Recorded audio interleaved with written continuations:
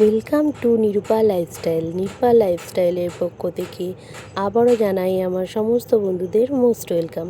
তো বন্ধুরা দেখো, সকাল সকাল তাজা ট্যাংরা মাছ, ওয়াও কি সুন্দর না। তো আজকে আমার বাবা সকালবেলায় আমার জন্য তাজা ট্যাংরা মাছ আর চিংড়ি মাছ নিয়ে চলে এসেছে বাজার থেকে।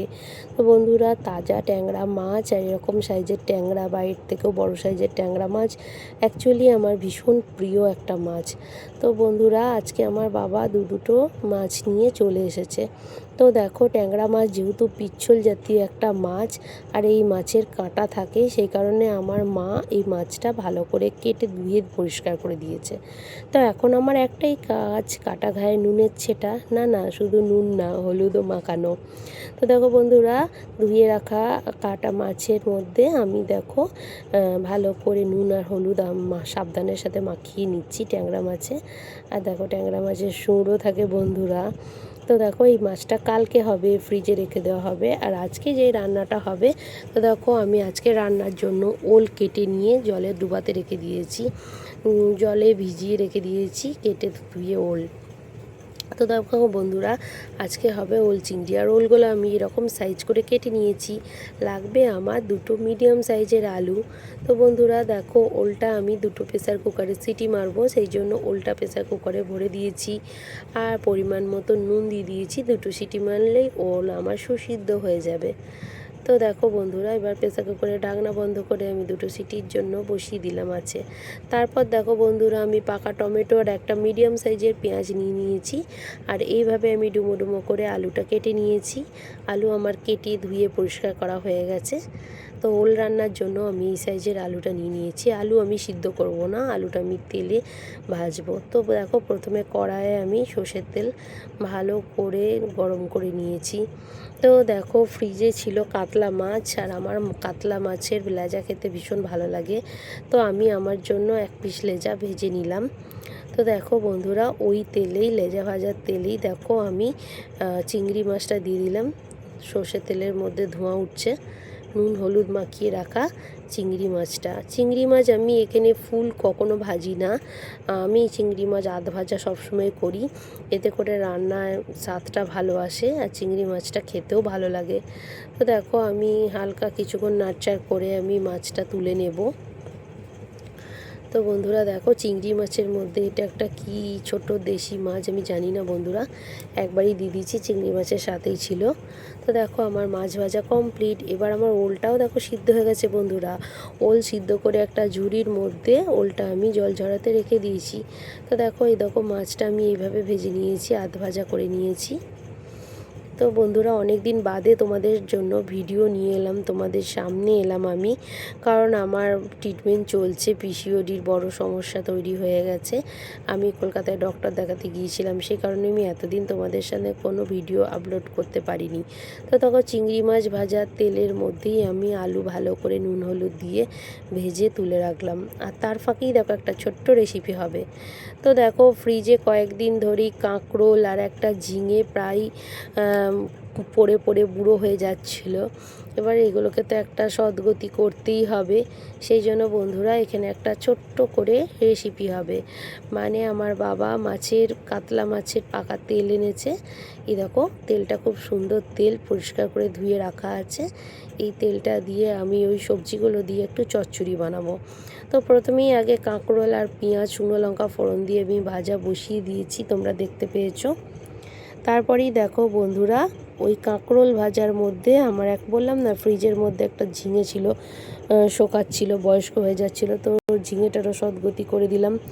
এর মধ্যে কেটে ধুয়ে রাখা ঝিঙেটাও আমি দিয়ে দিলাম, দিয়ে ভালো করে নাড়াচাড়া করছি।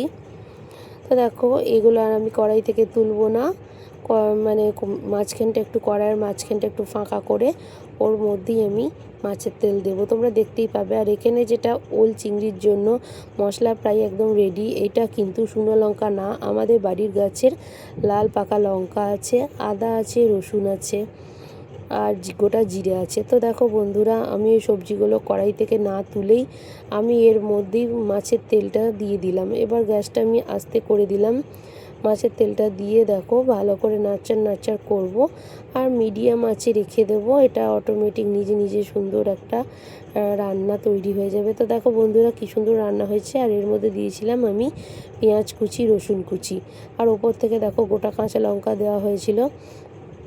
তেল ভাজা আমার একদম কমপ্লিট হয়ে গেছে। তো দেখো এবার এটা কড়াই থেকে নামানোর পালা। তো বন্ধুরা এত সুন্দর গন্ধ বেরিয়েছিল কি বলবো, দারুণ সুন্দর গন্ধ। এই তেল ভাজা দিয়ে গরম ভাত অপূর্ব লাগে খেতে। তো দেখো আমার এই ফাঁকি একটা ছোট্ট তেল চচ্চড়ি রেসিপি আমার হয়ে গেল। এবার দেখো এটা আমি একটা জায়গায় নামিয়ে নিয়েছি। কত সুন্দর দেখতে লাগছে তাই না বন্ধুরা, বলো। এরপর দেখো কড়াইটা আমি ধুয়ে পরিষ্কার করে নিয়েছি। কড়াইয়ের মধ্যে 2 টেবিল চামচ সর্ষের তেল নিয়েছি। যেহেতু আমাকে এবার থেকে কম তেল মশলায় রান্না খেতে হবে, পুরোপুরি ডাক্তার বারণ করে দিয়েছে, কড়া নির্দেশ। আর কয়েক দানা গোটা জিরে দিলাম। এই ছিল আজকের আমার ফোড়ন। তো ফোড়নটা আমি একটু ভাজা ভাজা করে নিচ্ছি বন্ধুরা। এবার থেকে আমার চ্যানেলে যে সমস্ত রেসিপি আসবে সবই খুব সামান্য ঘরোয়া তেল মশলায় দিয়ে সামান্য উপকরণ দিয়ে তৈরি হবে। কারণ আমি আর আগের মতন ওই রকম রান্নাবান্না করতে পারবো না বন্ধুরা, কারণ আমার ওসব রান্নাবান্না হেভি রিচ রান্নাবান্না খাওয়া আমার সম্পূর্ণ বারণ। তো দেখো বন্ধুরা যেহেতু আমি অল্প তেলের মধ্যে আজকে প্রথমবার রান্না ট্রাই করছি, তো দেখো আমি 2 টেবিল স্পুন সরষের তেল দিয়েছিলাম। এবার পেঁয়াজটা ভাজা ভাজা হওয়ার জন্য আমি লবণ দিলাম আর হলুদটা একবারেই দিয়ে দিলাম। আমার রান্নাতে যতটা হলুদ লাগবে সেরকম পরিমাণ অনুযায়ী একবারে হলুদটা আমি নিয়েছি। তো দেখো এখানে ভাজা ভাজা করছি, পেঁয়াজটা একটু ভাজা ভাজা করে নিচ্ছি। তারপরেই দেখো ওই গোটা যে মশলাগুলো মা বেটে রেখেছিল ওই বাটা মশলাটা আমি দিয়ে দিলাম। তো বাটা মশলাটা দিয়ে দিলাম। তো বাটা মশলাটা দেওয়ার পর একটু ভালো করে নাড়চাড় করে নিয়েছি। তো মশলাটা দেখছো আস্তে আস্তে করে ভাজা ভাজা হচ্ছে, কষানো হচ্ছে। আর মশলার বাটি ধোয়া জল এবং শিল ধোয়া জল তোমরা কে কে রান্নায় দাও আমার মতন সেটা একটু প্লিজ বলবে। এর স্বাদ কিন্তু দারুণ, মা কাকিমারা বলে। তো সত্যি বাটি ধোয়া জল দিলাম। তো এবার দেখো সামান্য জিরে গুঁড়ো দিলাম, কারণ সব কিছু সামান্য মশলা উপকরণ দিয়ে রান্না হবে। আর যেটা তরকারিটা তোমরা দেখতে পাচ্ছ যদি লাল লাল লাগছে তাহলে সেটা বললাম আমার বাড়ির গাছ পাকা কাঁচা লঙ্কা। তো এর মধ্যেই আমি 2টো পাকা টমেটো দিয়ে দিলাম।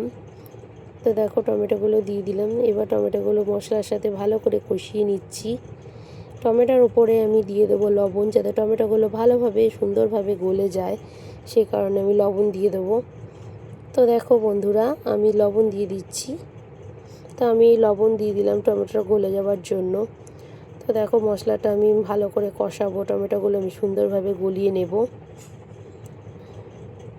তো কম তেল মশলা খাওয়া আমাদের নিজেদের স্বাস্থ্যের পক্ষেই ভালো, আর আমার সমস্যাটা অন্য জায়গায়।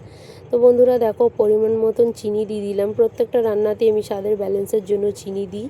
এবার সেদ্ধ করে রাখা জল ঝরিয়ে রাখা ওই যে ওলের টুকরোগুলো আমি দিয়ে দিলাম। তার উপরেই ভাজা আলুটা দিয়ে আমি ওল আর আলু একসাথে মশলার সাথে খুব সুন্দর কষিয়ে নিয়েছি। দেখো দারুণ সুন্দর কষাটা লাগছে তাই না। তো দেখো এখানে আমি পরিমাণ মতন জল দিয়ে দিলাম। এবার যেহেতু ওল সিদ্ধ করা আছে ওলের জন্য তো জল লাগবে না, লাগবে একটু আলুটা সিদ্ধর জন্য। একটু তরকারিটা ফুটবে আলুটা সিদ্ধ করতে দেবো, কারণ যেহেতু আলুটা আমার ভাজা ছিল বন্ধুরা। তো যেরকম পরিমাণ মতন জল দিয়ে দিলাম। আর তার উপরেই দেখো আমি একটা থালা চাপা দিয়ে দেবো সুসিদ্ধ হওয়ার জন্য। তো দেখো বন্ধুরা আমি থালা চাপা দিয়ে দিলাম। এটা আমি 10 মিনিট 15 মিনিটের জন্য ফুটিয়ে নেব। তো দেখো আমার তরকারি কত সুন্দর ফুটে গেছে। এরপর আমি ঢাকা সরিয়ে দেখছি কত সুন্দর ফুটে গেছে। আলু একদম সিদ্ধ হয়ে গেছে, যেহেতু আলুটা আমি খুব বড় করে কাটিনি আর আলুটা ভাজা ছিল, আলু সিদ্ধ হয়ে গেছে, তরকারিটা ফুটছে। এরপর আমি ভেজে রাখা চিংড়ি মাছগুলো ওল আর আলুর তরকারির ওপরে দিয়ে দেবো। তো দেখো এখানে ভেজে রাখা চিংড়ি মাছগুলো দিয়ে দিলাম বন্ধুরা, দিয়ে ভালো করে নাড়চাড় করছি। আর হ্যাঁ বন্ধুরা, তোমরা যারা নতুন বন্ধু, যারা আমার চ্যানেলটা প্রথমবার ভিজিট করবে, অতি অবশ্যই কিন্তু বেল আইকনটা অন করে দেবে, অল নোটিফিকেশান অন করে দিও, আর লাইক করে দিও, আর ফুল ওয়াচ করে দিও অ্যাড সমেত আমার লং ভিডিওটা বন্ধুরা। তোমাদের পাশে থাকার অনুরোধ রইল।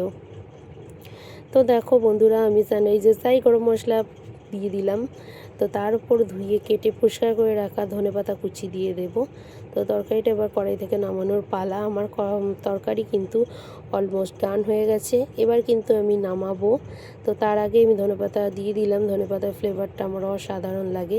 তো বন্ধুরা, আজকের মতন আমার দুটো রান্না এই পর্যন্ত। আমার রেসিপি তোমাদের কেমন লাগলো প্লিজ আমাকে কমেন্ট করে জানাবে। আর আমার লং ভিডিওটা যেটা আমি আপলোড করি বা যাই আমি আপলোড করি, তোমরা প্লিজ পুরোটা অ্যাড সমেত দেখে দিও বন্ধুরা। আমার পাশে থাকা অনুরোধ রইল।